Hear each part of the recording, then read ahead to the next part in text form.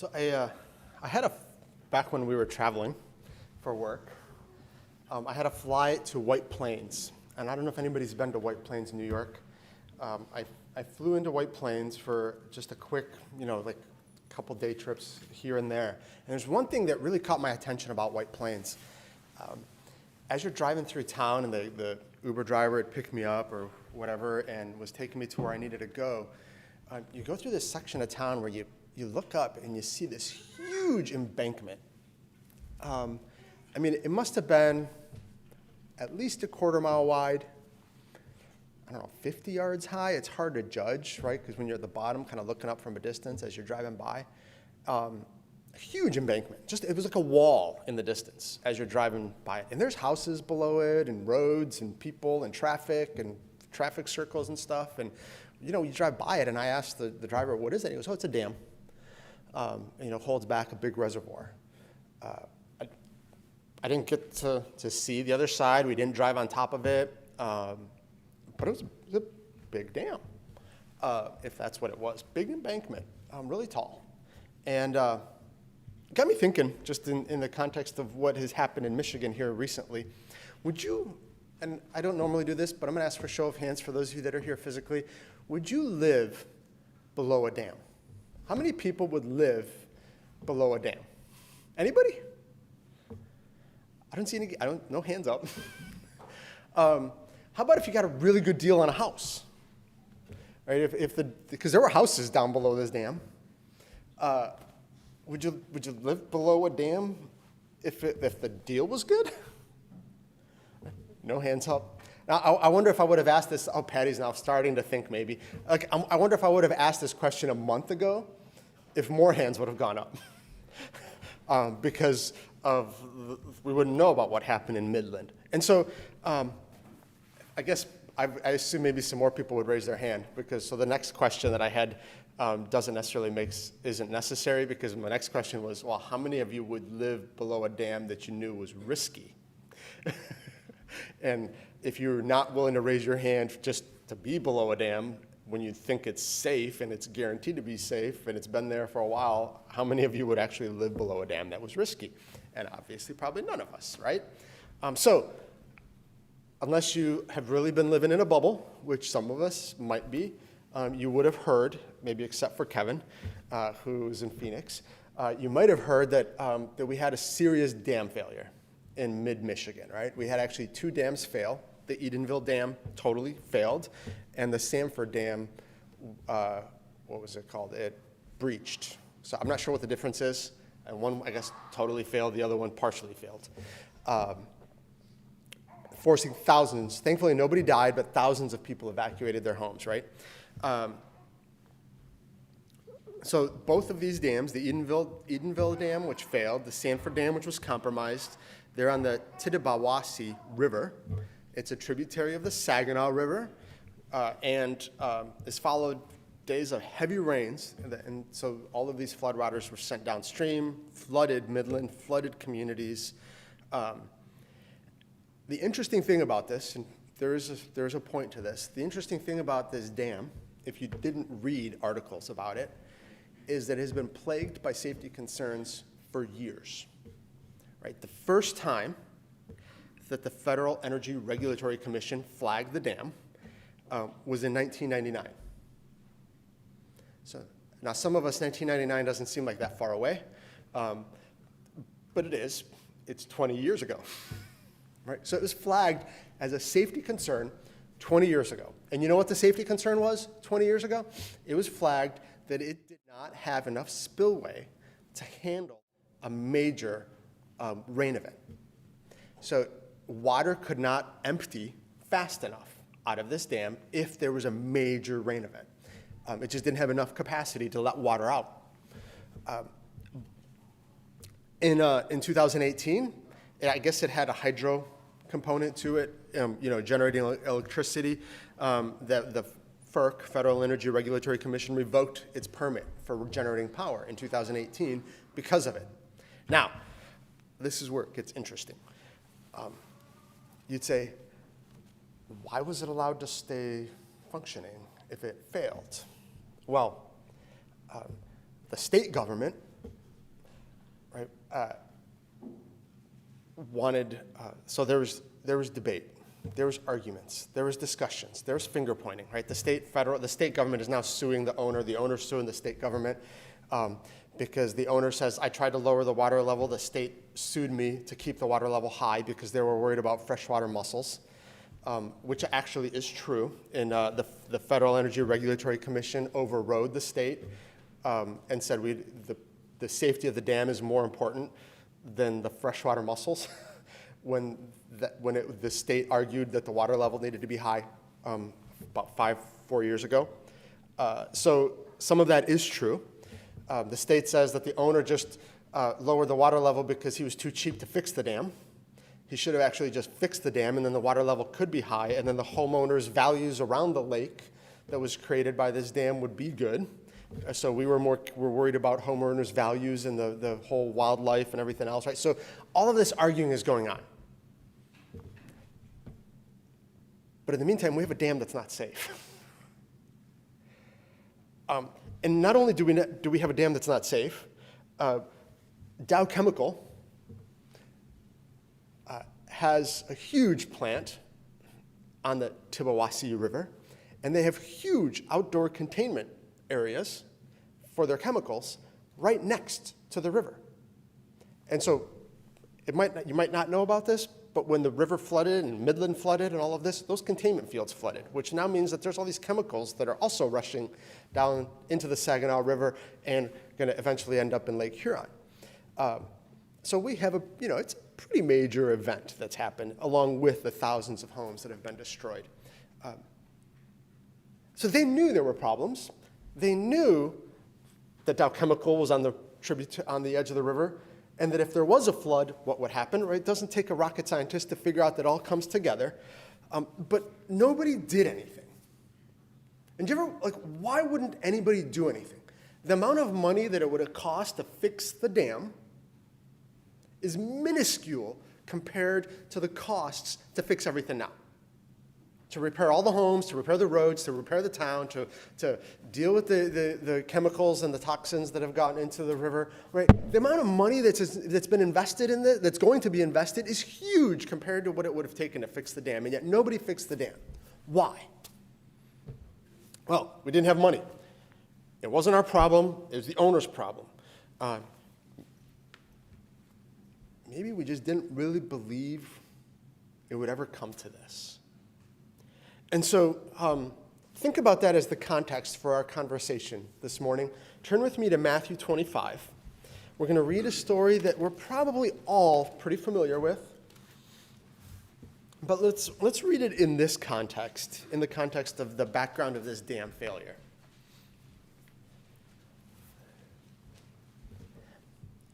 So the story is about the 10 virgins, and Jesus is sharing this parable. It's one of his kingdom parables, and he says, and we read in the first verse, "Then shall the kingdom of heaven be likened unto 10 virgins, which took their lamps and went forth to meet the bridegroom. And 5 of them were wise, and 5 were foolish." And so let's talk for a second as to what it means to be wise and what it means to be foolish here. So in Proverbs chapter 3, verses 13 through 18, we read, "Happy is the man that findeth wisdom, and the man that getteth understanding. For the merchandise of it is better than the merchandise of silver, and the gain thereof than fine gold. She," being wisdom, "is more precious than rubies, and all the things that thou canst desire are not to be compared unto her. Length of days is her right hand, and in her left riches and honor. Her ways are ways of pleasantness, and all her paths are peace. She is a tree of life to them that lay hold upon her, and happy is every one that retaineth her." And that's Proverbs 3, verses 13 through 18. Wisdom. This parable, if you imagine wisdom as something that could be actually kind of touched and kept. It says wisdom, the physical kind of manifestation of wisdom, is better than what you get from silver. So is better than silver. The merchandise of it, the merchandise would be like the physical aspects of wisdom are better than silver. The results of wisdom is better than gold, this parable says. And so if wisdom was tangible, it would be better than silver. What comes out of wisdom would be better than gold. Wisdom, this parable says, is more precious and more valuable than rubies. And everything that you can get and everything that you can think of cannot be compared to getting wisdom. I mean, wisdom, that's pretty precious. To have wisdom is like a really huge thing then, right? And so we have 5 that were wise and 5 that were foolish. And so 5 were like this. And it says, if we continue just really quickly in Proverbs 3, in verse 16, it says, the length of days are her right hand, which means that if you have wisdom, you will live longer. And if you have wisdom, you will get riches and honor. The paths, the results of it are a pleasant life. And all her paths lead to peace. She's a tree of life to them that lay upon her, and happy is everyone that has wisdom. I mean, it sounds like it's a dream, right? We all want wisdom. I get long life, I get riches, I get pleasantness, I get peace, and I'm happy if I have wisdom. That's what Proverbs says. So what is wisdom then? Right? It's great to say this, and I was thinking about how to portray wisdom, and I thought of a really interesting and special kind of philosopher that we could use to just describe wisdom. And for those of you that know Rafiki, I thought of Rafiki from Lion King. And so people who have seen Lion King are grinning, and people who haven't seen Lion King are going, what are you talking about, Bob? And so Rafiki, it says twice, both in Lion King and in Lion King 1.5. In Lion King, he says it to Simba. In Lion King 1.5, I forget what the little gerbil type thing is named, but it's not Pumbaa, right? No, okay, are you getting some? I forget. Anyway, he says, look beyond what you see. Right? He tells them to look beyond what you see. And that little gerbil type thing, I remember just watching the clip, right? He kind of looks and he sees that and he goes, oh, that's not it. And he sees, oh, that's not it. And, he kind of keeps looking further. And then he finally sees a rock out there. He goes, I get it. That's it. I got to go to that rock. Right? And so you got to watch Lion King 1.5 to understand. But what does it mean to look beyond what you see? And so there is actually a pretty clear thought behind those words and that phrase, is that wisdom is not just seeing things at face value, is not just seeing the current situation, but actually being able to see beyond it and understand the implications of the situation, and then be able to act on the implications, right, of the potential consequences that what I'm about to see are going to create. If I can understand those, if I can see the implications, if I can see a little bit further beyond, that's wisdom. And then acting on it is wisdom. So recognizing that I have a house that's below a dam, and that dam has failures and has been kind of flagged by the federal government as being inadequate, and that it could fail in a major storm event, right? And then doing something about it, that's wisdom. Having a house below a dam, knowing that it's been flagged by the federal government, that it could fail in a major storm event, and then not doing anything about it, that's not wisdom. So being able to look beyond the moment, understand the implications, and then acting on it is wisdom. And if you think about that in a context, and you think about it in the context of Proverbs 3:13 through 18, it fits. Being able to act on those things that are beyond the moment, right? Allows me to have a longer life because I make right choices. It allows me to get riches and honor because I can make the right choices, maybe in a superficial way.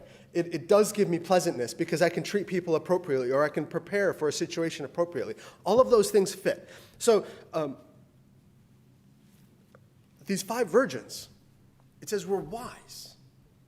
Somehow they were able to look beyond the moment and act accordingly. And then there were 5 foolish virgins. In Proverbs 8, verses 35 and 36 says, "For whoso findeth me findeth life, and shall obtain favor of the Lord.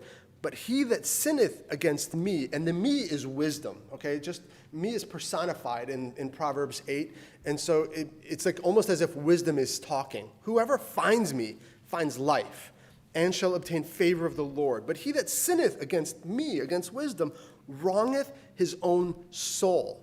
And that's a really interesting statement there, because the Bible's basically saying if you ignore wisdom, if you sin against wisdom, you're hurting yourself.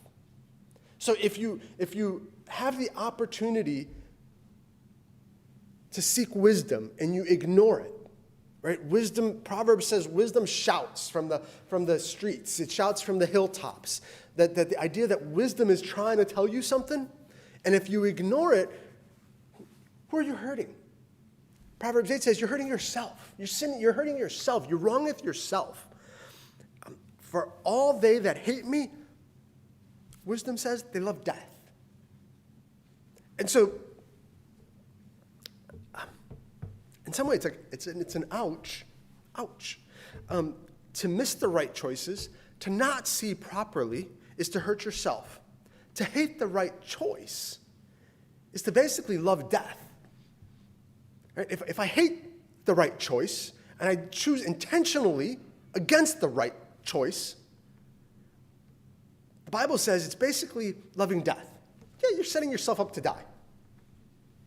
Which is why Proverbs 3, when it says in 13 through 18, that wisdom gives long life, because you're kind of loving life if you make the right choice.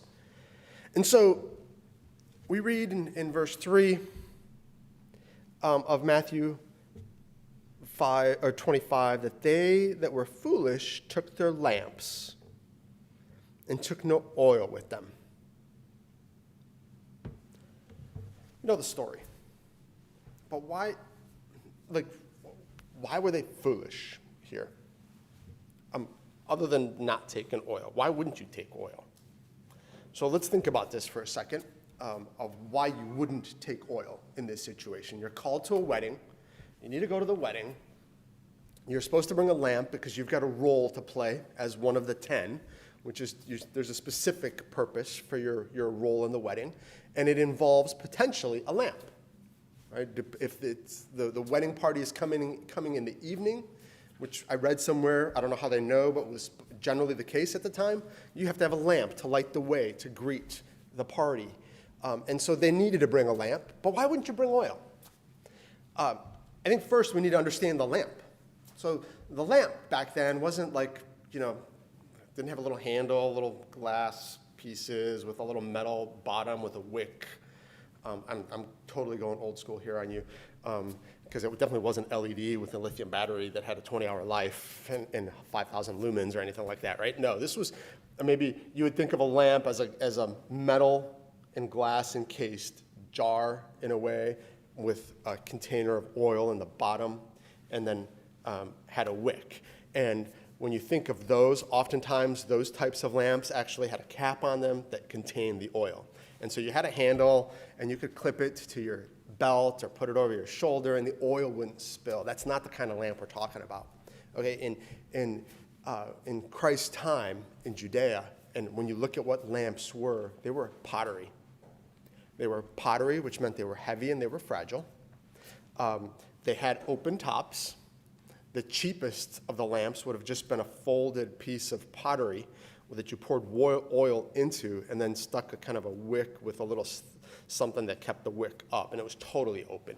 The more sophisticated ones would have been a piece of pottery that almost looked like a gravy serving late thingamajiggy, whatever they're called, one of those, gravy bowls, thank you, where you pour oil in the top, and it has the wick, and it's big, and it's clunky, and it's heavy. And if I have to take it a long distance and I've got oil in it, what do you suppose is likely to happen with that oil as I'm walking around with it? Even if I have strings and I'm able to hold it up like this, right? Is that it's open, that oil is going to spill. That oil is going to get on me maybe. I'm going to lose most of that oil if I'm not really careful. And it's heavy, and I have to hold it really carefully. And so a good reason not to take oil would be I can maybe strap it to my back, right? And I can wear that weight of this pottery along with my other stuff on my back. And then when I get there, I can get some oil. Because everybody's got oil, because everybody needed lamps. We didn't have LED lights, and we didn't have electricity, so everybody needed oil. So this was it was obvious that a good solution in the moment would be just bring the lamp, strap it to your back, and don't worry about the oil until you get there. I mean, bringing that oil then, if I had to strap it to my back, how was I going to bring oil separately? Well, now I'm talking about a big clay urn with maybe a lid on it that has some handles on it that two of us have to really carry, maybe put sticks between it, put it on our shoulders, fill it up with oil. It's a lot of weight to carry, right? Especially if we're walking a little ways. So it makes a whole lot of sense on the surface, and you might even say it's wise to just plan on getting oil when you get there.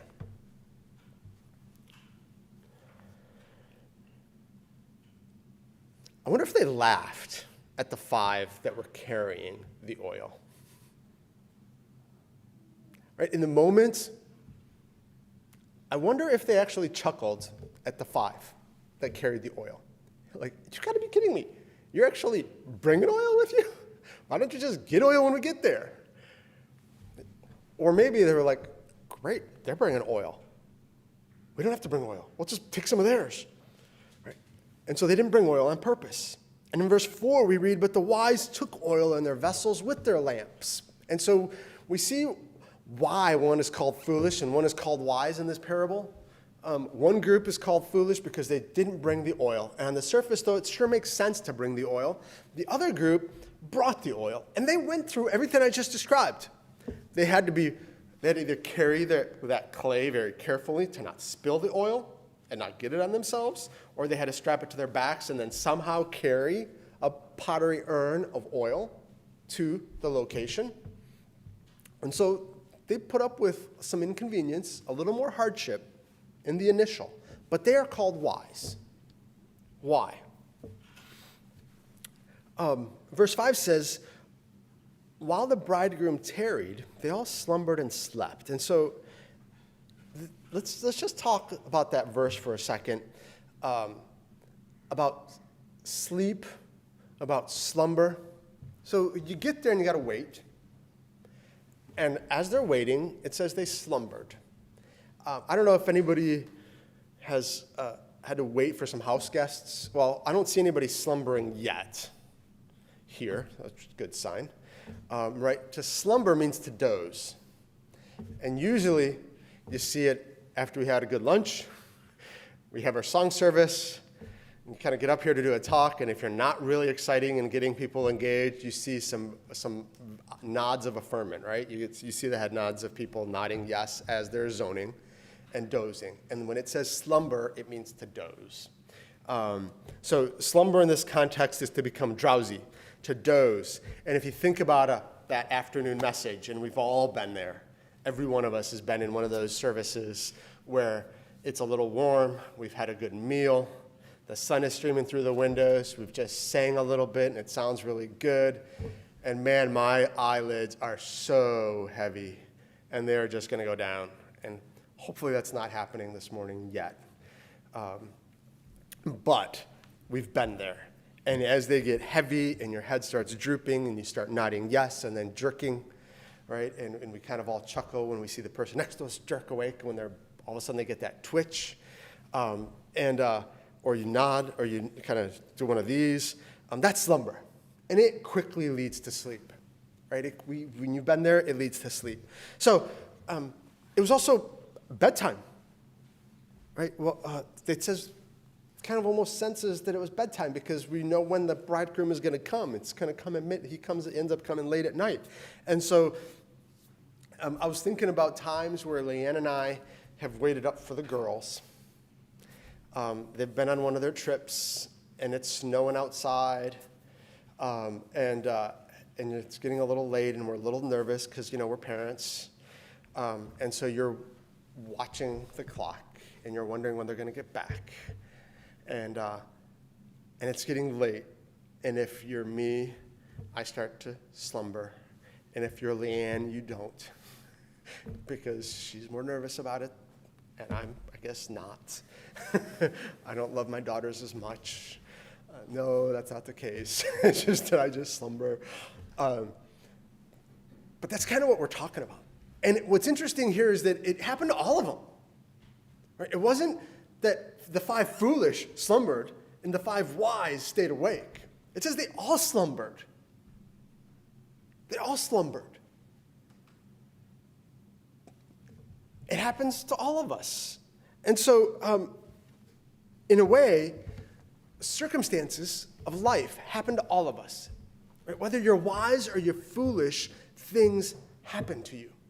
There are accidents that happen. There are events that take place. COVID happened to the wise and to the foolish. Right? It happened to everybody. And we're all stuck in this pandemic. And we're all dealing with the consequences. It didn't matter if you had this amazing foresight and premonition about what was going to happen. You were stuck by an event that was beyond your control. And so there are situations in life that are going to hit all of us. This just happens to be an example. And the reality is that none of us are exempt from it, right? None of us are exempt from this situation. We're all in the same boat when it comes to that. Regardless of how prepared we are, we're going to experience life. And regardless of how prepared we are, when we experience life, situations happen, right? Situations happen.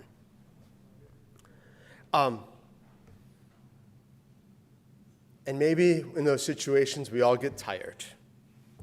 Now, let's just go back to the people in Midland that were dealing with the Edenville Dam for a second. And the, what was the other one called? Sanford Dam. So that were dealing with it. They didn't think it was going to be a problem. They had to have not thought it was going to be a problem. Because if they would have thought that something was going to happen now, they would have addressed it right away, right? So we have government officials that are saying that you need to fix your dam, owner. You need to fix this thing, otherwise it's going to fail. And so we're going to fine you, we're going to challenge you, we're going to sue you, we're going to do all kinds of stuff because you need to fix this thing.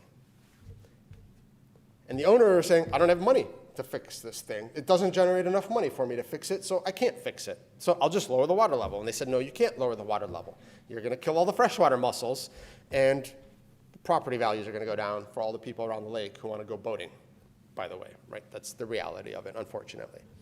And so we have these people going back and forth, and the whole time, they're really saying, we don't think this dam's going to fail. We don't think this is really an issue, because if it was an issue, we'd tackle it. And so we're basically procrastinating. We're dilly-dallying. We're making up excuses. We're coming up with arguments. We're coming up with things to just deal with. But we don't really think we've got a problem here, because if we had really thought that we have a problem, we would have jumped on it, figured out a way to tax the people, done something to fix this thing. Interestingly enough, in this context, the community finally created a tax authority that was going to generate enough revenue to buy this dam from this owner and fix it by 2022. A little too little, a little too late.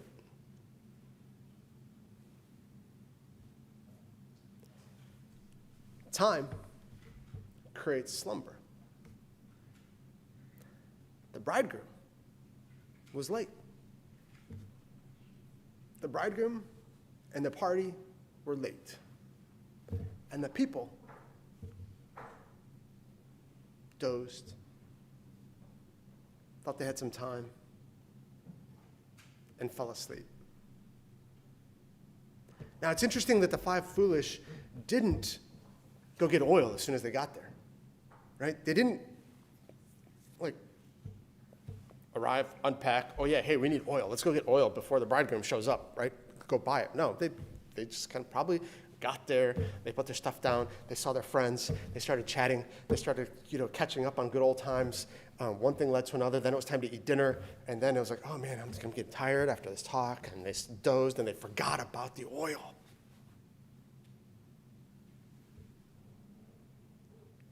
And at midnight, there is a cry made. Behold, the bridegroom cometh, go out and meet him. And then all those virgins arose, and they trimmed their lamps. Right? Everybody got up to trim their lamps. And the trimming the lamps is, kind of getting them ready, soaking them in the oil, so that they don't burn and smoke inappropriately, and you don't waste the wick. So you got to get that in the oil, then trim it down a little bit, get it set, light it. And somebody went, we don't have any oil.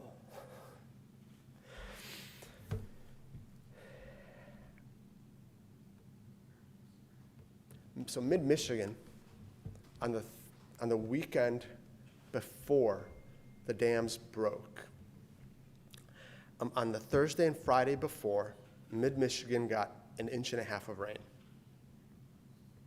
Not that much.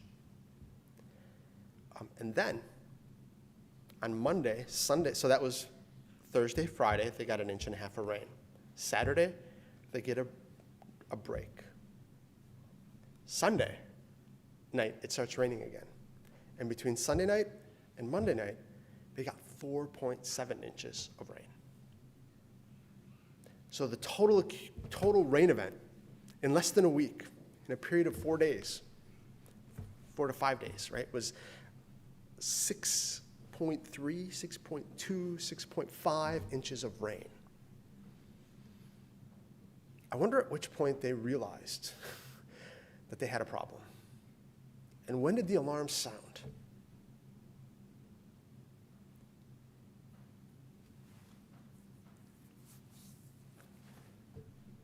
So those 5 that had no oil realize they have no oil.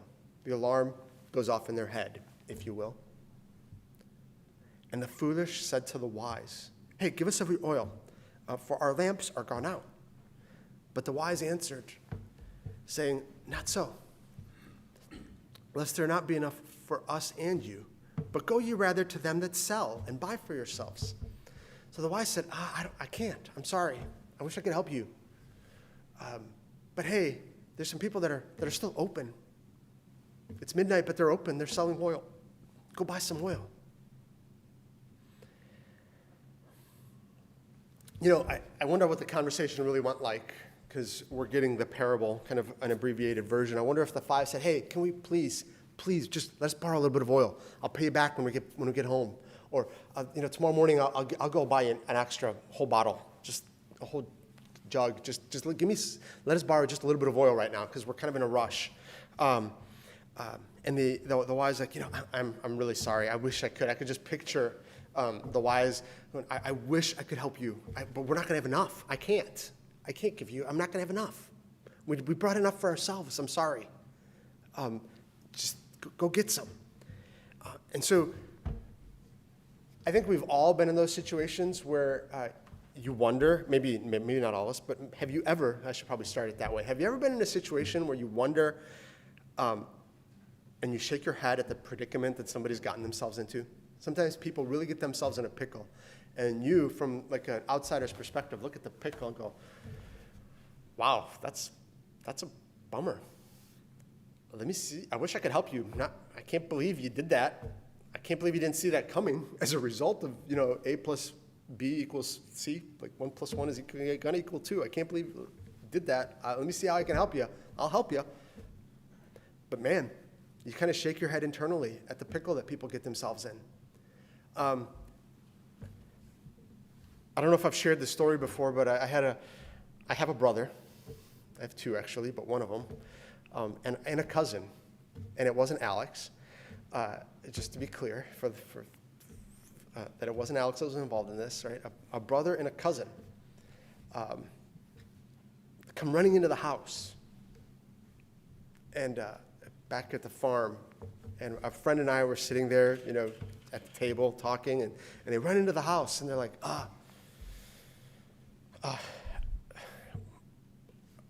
we need your help. I'm like, yeah, what happened? And they're looking a little flustered. And what happened? We broke a window. Okay. How'd you break a window? Well, we were shooting at some birds with the BB gun. And we broke the side window on the pickup truck from the tree nursery.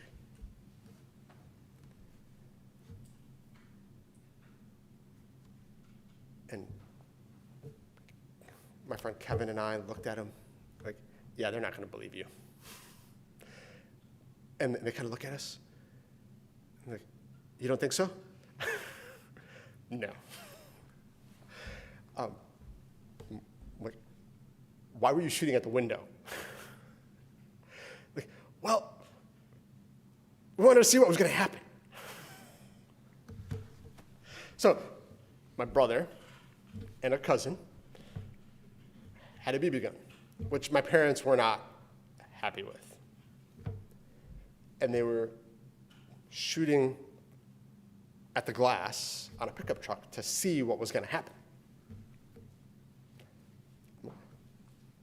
You ever wonder, like I said, you ever shake your head at somebody and wonder, like, what did you think was going to happen when you shoot a BB gun at a window? So they shot it once. They didn't see anything happen. So they shot it again. I don't know how many times they shot at it, but what they didn't realize happens is every time you shoot, you create a micro crack in that window. And all you need to do is get a big enough crack in tempered glass. And once there's a big enough crack, just a crack, the whole window explodes, right? And so they shot, nothing happened. They shot, nothing happened. They shot, and the window went boom. And then they made up a story about shooting at birds that happened to be on top of the pickup truck. And we're trying to sell us on it, and we're like, yeah, they're not going to buy that. So we're like, well, I would propose you just tell them what happened, and you offer to pay to fix the window. And so that's what they did, and we try to help them with that. But the foolish here in this story don't have oil. And the 5, I wish I could help you, but you've gotten yourself in a pickle. And the only way to get yourself out of the pickle is to go buy some more oil, right? My brother who shall remain nameless, and you have only a 50% chance of getting it right, and a cousin, that's a much smaller chance of getting it right, were foolish. And they had to deal with it themselves. I wasn't going to fix it for them. I was going to tell them what they can do to fix it, but I wasn't about to go fix it for them. And while they went to buy, the bridegroom came.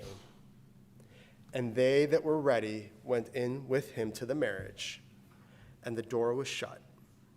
Afterward came also the other virgins, saying, Lord, Lord, open to us. But he answered and said, Verily I say unto you, I know you not. And the punchline in verse 13 says, Watch therefore, for you know neither the day nor the hour wherein the Son of Man cometh. When the dam burst and the evacuation order came, it was too late. It was too late to move. It was too late to fix it. It was too late to prepare. It was too late to get flood insurance at that point, right? And what was interesting is if you read some of the situations, even then, the evacuation order is coming, right? The horns are blowing, and people aren't leaving because they don't think it's really happening. There was a story of a son and a mom who ignored the order. The horns, the sirens are going off, right? in the middle of the day. I don't know if it was middle of the evening, middle of the day. The sirens are going off. And they're like, yeah, it's not real. And it wasn't until the fire trucks came, and even the fire trucks came and were like sirens down the streets. It wasn't until they got knocks on the doors from the police to make sure no one was home that they were forced to evacuate. The police were like, no, you have to go now. And they left because they were forced to go. There's a story of a family. This is like a true story. They in the article, they're quoted as saying this, where the evacuation order is coming, and the young daughter, in this situation, is like she's taking something from her grandma, a vase that she had been given from her grandma, and a picture, and she's like, Dad, what else should I take? And she's trying to pack it, and Dad goes, don't worry, honey, it's okay, just leave it. We've had the sirens before, and we're on high ground. The water has stopped at our front door. And so she leaves it.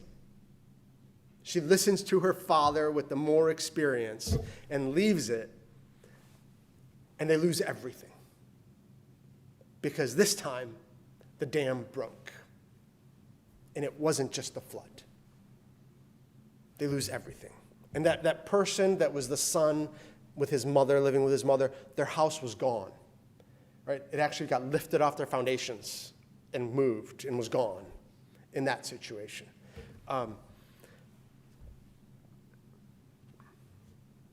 Watch therefore, for you know neither the day nor the hour wherein the Son of Man cometh. So what is wisdom?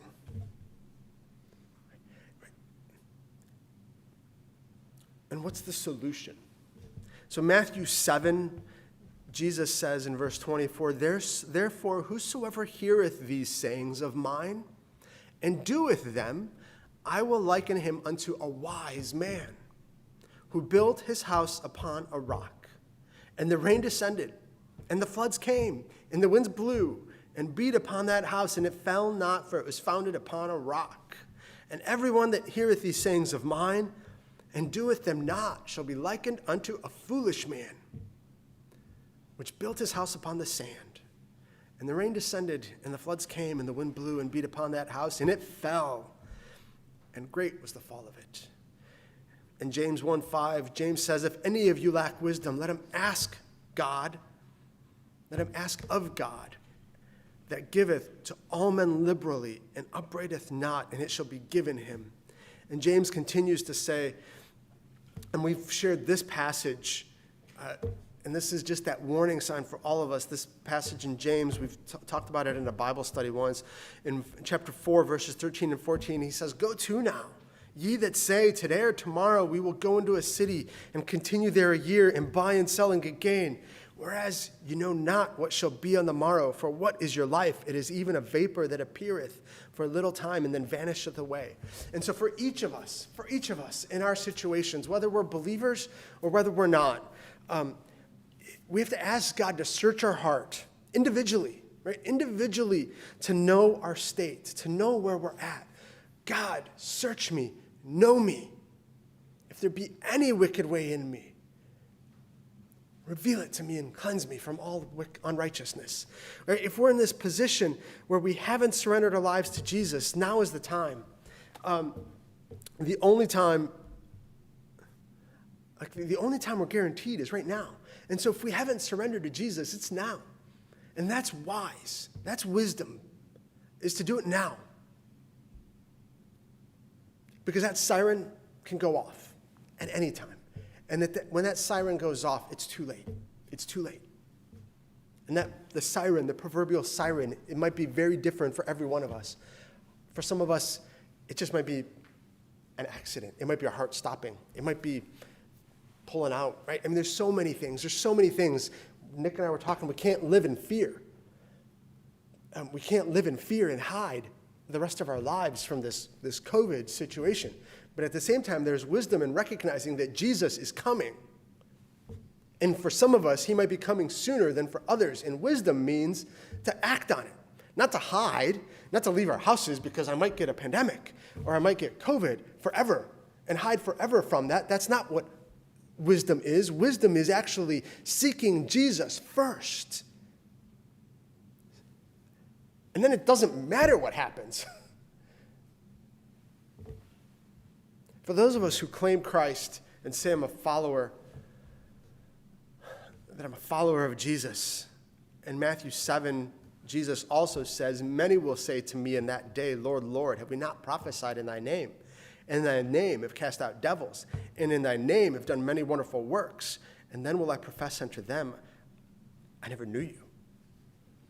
And so for those of us that claim Christ, it's easy to claim Christ. But have we surrendered to Christ? Are we living for Christ? Does he dwell within us? Or are we kind of living what we heard in Bible class, where we're kind of ego-driven, claiming one thing, saying one thing, but living another? Kind of as a conclusion, and I know I ran a little long, sorry, let's not be the government, all right? Let's not be the government and the owner or the people below the dam. The government that kind of debates it and says, you've got a problem, but doesn't really believe it, and the owner who says, I got a solution, I'll just lower the water instead of fixing it. Or the people who just don't really think it's coming. But let's be the wise virgins. Let's be the wise virgins who take oil, who act, who see beyond what we see, and recognize the truth of what's coming. Pray that the Lord grants his full blessing on this word. And as Samuel said, that none of the words would fall to the ground. We'll ask a special number to come up and sing the song for us. And then please ask one of the brothers to lead us in a concluding prayer. We would also ask that you just speak loudly and speak up so that the mics can pick up.